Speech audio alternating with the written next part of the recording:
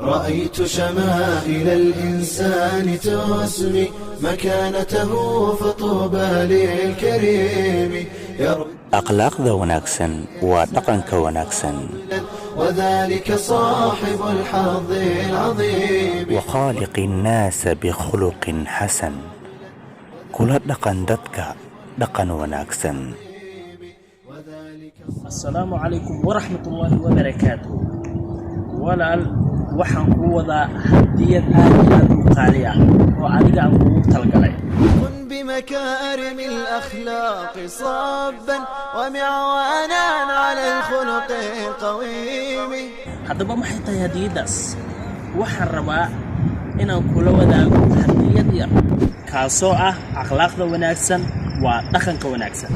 ciwaanka iyo dastuurka ay leeyihiin dadka akhlaaqda wanaagsan waxa weeyaan idfac billatii hiya ahsan.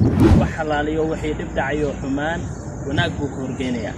المسلم من سلم المسلمون من لسانه ويده.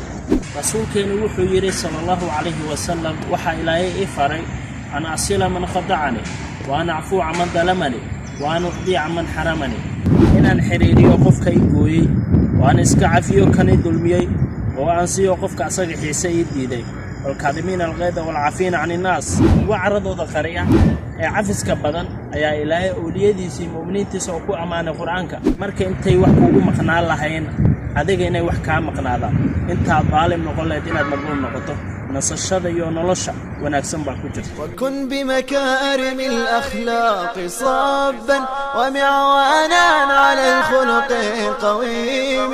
وكن بمكارم الأخلاق صابا ومعوانا على الخلق